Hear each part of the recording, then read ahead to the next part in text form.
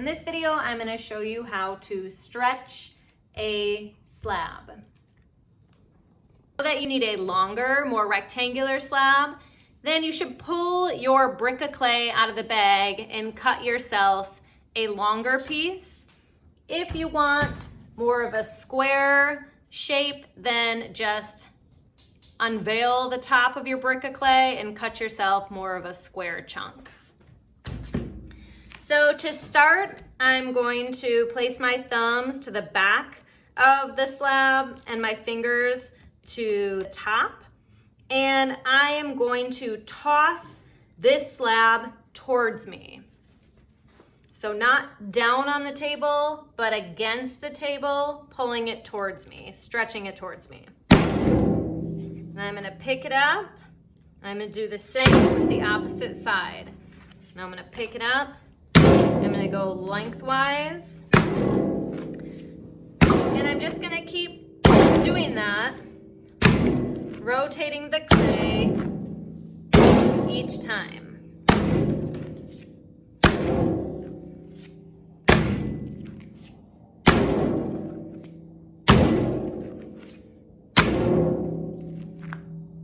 If you find that you're getting a high point to the outside, just take your fist and thin that out. And I'll flip it and do the same to the opposite side. And then I can continue to stretch until I get my desired thickness.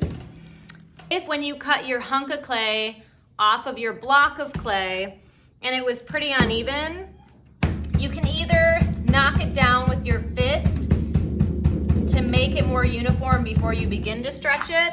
If your clay is really stiff, sometimes I'll take a mallet because that will help me really stretch it out a little more directed than my fist. So just some little tips to help you.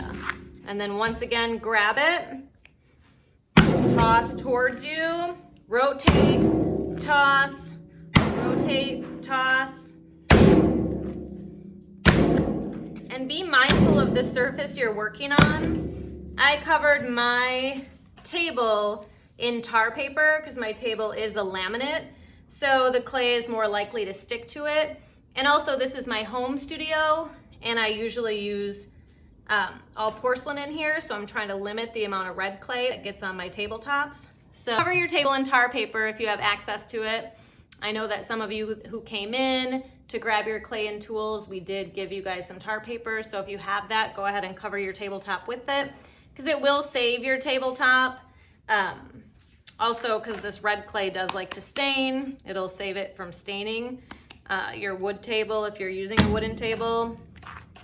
But just continue to stretch your clay out till it's your desired thickness. Then after you make your slab, you have to make sure you compress the slab in all directions for strength. So you can use one of these colorful ribs if you have them. If you don't have access to a colorful rib, you could use an old art card that you have. So you can see I have like a credit card that I could use to do my compressing. You'll want to test your cards. Don't use one that you're still actively using in your life because it could damage it. But if you have some old cards, some of them will be made from thicker plastic and some from thinner, so you can test them out to see what works for you as far as compression. But you want to make sure you compress your clay in all directions. So up and down and back and forth. Then you're also going to want to flip your slab. And you can also spritz a little water. It'll help the rib glide over your slab a little bit better.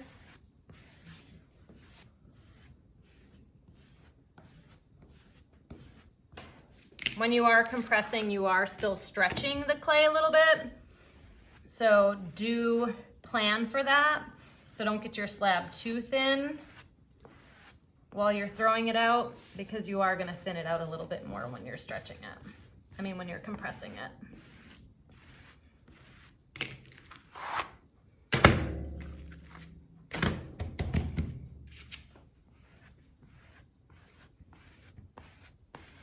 Okay, cut off the outside edges.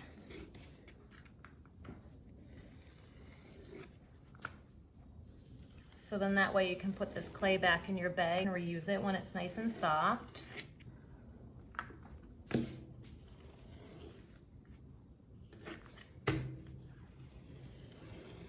And then you can check and see if your slab looks pretty uniform.